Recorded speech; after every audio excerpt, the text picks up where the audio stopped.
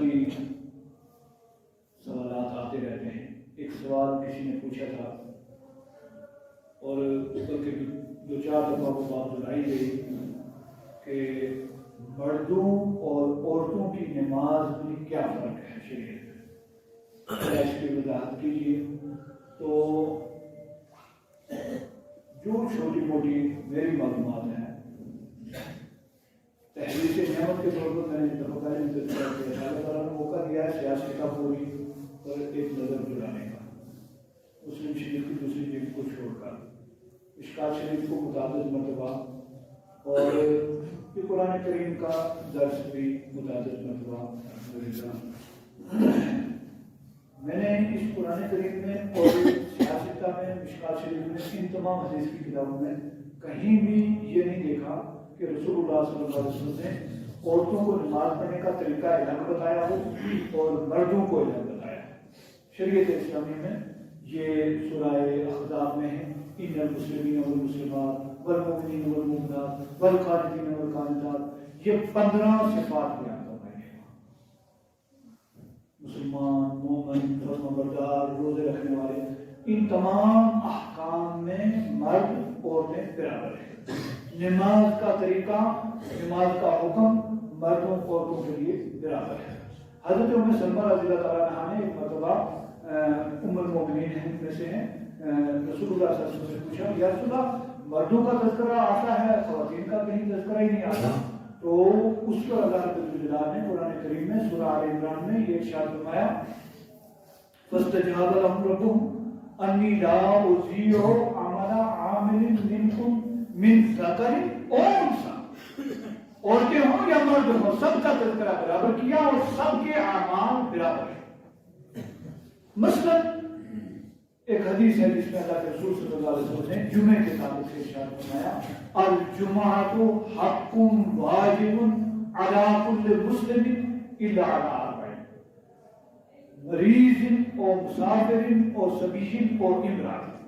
جمعہ حق ہے فرض ہے سب مسلمانوں پر 4 لوگ مستثنا کر لیے. یعنی جہاں ضرورت تھی الگ کرنے کی وہاں الگ بتایا کہ مریض ہے نہیں جمعہ پڑھ سکا کوئی حرج نہیں.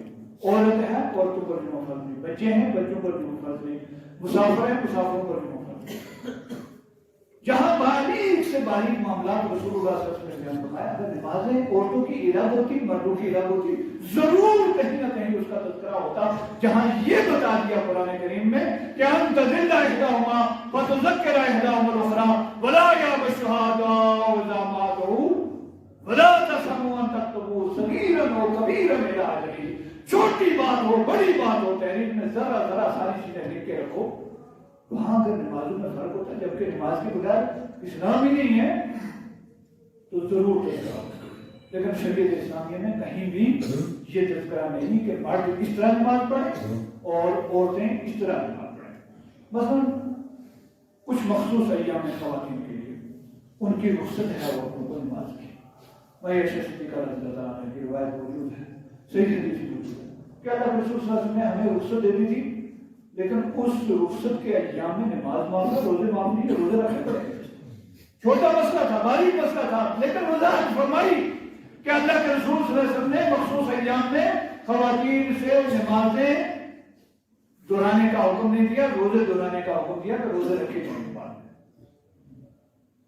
وہ جہاں ضرورت تھی خواتین کے لیے جن مسائل کی ضرورت تھی بنیادی باریکی کو بیان کیے.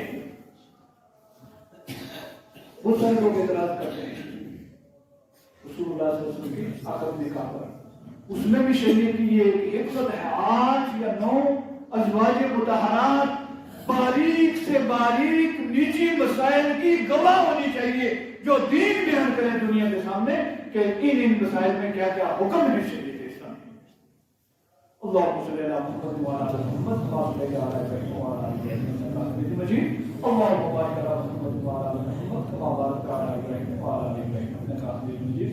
مردوں اور عورتوں کی نماز میں کوئی فرق نہیں ایک ہی برابر سے حکم ہے اور کسی بھی صحیح حدیث میں یا قرآن آیات میں اس کی صراحت نہیں ہے بلکہ سب کو یکساں نماز کا حکم دیا ہے لہذا اسی طرح ان کو نماز ادا کرنی چاہیے. اللہ تعالیٰ ہمیں کہنے سننے سے زیادہ عمل کی توفیق عطا فرمائے.